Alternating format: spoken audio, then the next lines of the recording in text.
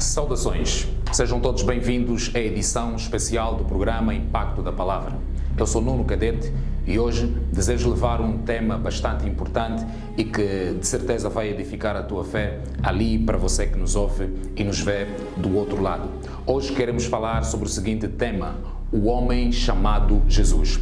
Para tal, vamos usar o texto de João, capítulo 9, versículo de número 10. Assim diz a palavra de Deus. Diziam-lhe, pois, como se te abriram os olhos? Ele respondeu e disse-lhe, o homem chamado Jesus fez lodo e untou-me os olhos e disse-me, vai ao tanque de Siloé e lava-te. Então fui e lavei-me e vi. Obviamente, esta história, segundo o texto que acabamos de abrir, fala-nos a respeito de um cego que tinha sido curado por Jesus. E eu quero tomar este texto para falar essencialmente a respeito da pessoa de Cristo, Jesus, o homem chamado Jesus. Jesus é o homem mais extraordinário que pisou a terra. Jesus impactou o mundo de tal forma que a história ficou dividida em função da sua pessoa. Hoje nós conhecemos a história falando de antes e depois de Cristo. Por quê? Porque os feitos de Jesus impactaram a terra de uma forma extraordinária. Jesus, o Filho de Deus, veio ao mundo como homem, fez-se homem, fadou-se as mesmas limitações, comeu as nossas comidas, viveu os nossos problemas e Jesus andou com os homens, visitou a casa dos homens, visitou a casa da sogra de Pedro. Jesus, um homem tão grande, tão importante, Jesus que era Deus, reduziu-se a esta dimensão humana. Mas o que mais me chama a atenção em Jesus era a qualidade das suas palavras, o impacto daquilo que ele falava. Jesus conseguiu congregar 12 homens diferentes, de caráteres diferentes, com educações diferentes, de níveis sociais diferentes e conseguiu introduzir uma mensagem que mudou a vida destes homens. Uma mensagem que transformou-os radicalmente.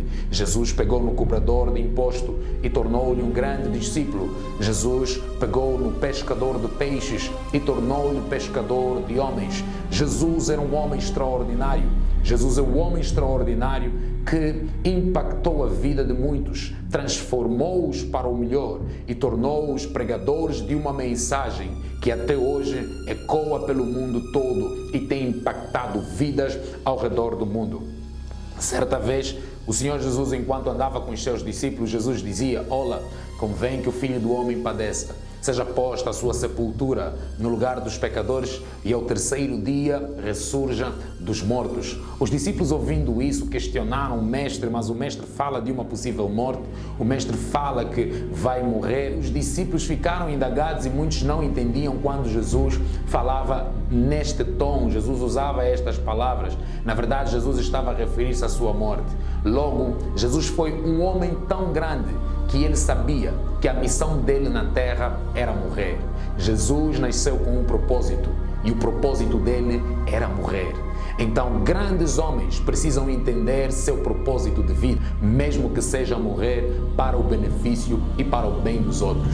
Talvez seja por esta razão que os discípulos aceitavam ser martirizados, aceitavam morrer por Cristo, porque eles entenderam que o cristianismo é uma religião que pressupõe ou que necessita que cada um de nós morra para si mesmo, para viver para um plano maior. E esse plano é o plano da salvação, é o plano ligado ao reino de Deus. Jesus sabia que era morrer. Jesus fez grandes sinais por todo Israel. Jesus andou ressuscitando os mortos, dando vista aos cegos, como o caso do texto que abrimos. Jesus levantou paralíticos. Jesus era seguido por tamanha multidão que a certa altura Jesus foi capaz de transformar, Jesus foi capaz de multiplicar pães e multiplicar peixes para alimentar a multidão faminta que estava com ele. Só que se cumpriam os dias e Jesus tinha que morrer pela causa da salvação da humanidade. A Bíblia Sagrada diz que este homem tão extraordinário, tão seguido por multidões, passa por uma das maiores crises da sua vida. Jesus foi traído por Judas.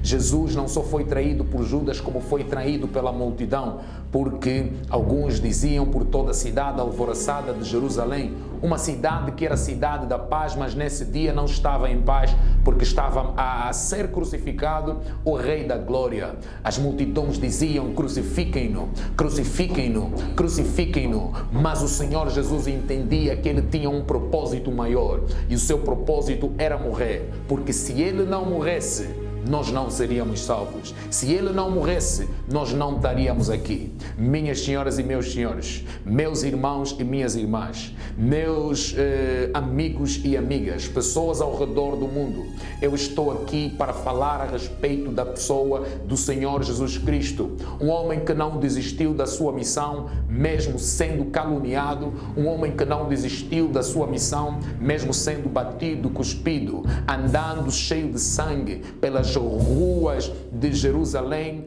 andando com uma cruz às suas costas e, por fim, sendo crucificado.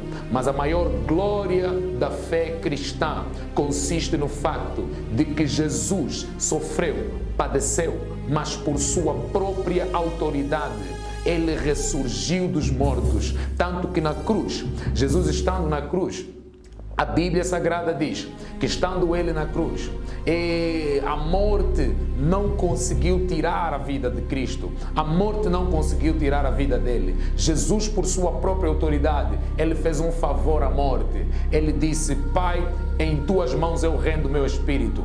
A morte não foi capaz de matá-lo. Ele mesmo é quem rendeu a sua vida. Mas como Jesus é tão extraordinário, não só a morte foi incapaz de matá-lo, como também foi incapaz de contê-lo na morte, de contê-lo morto. E a Bíblia Sagrada diz que ao terceiro dia ele ressuscitou, validando assim a nossa fé de que ele morreu, mas também ressuscitou.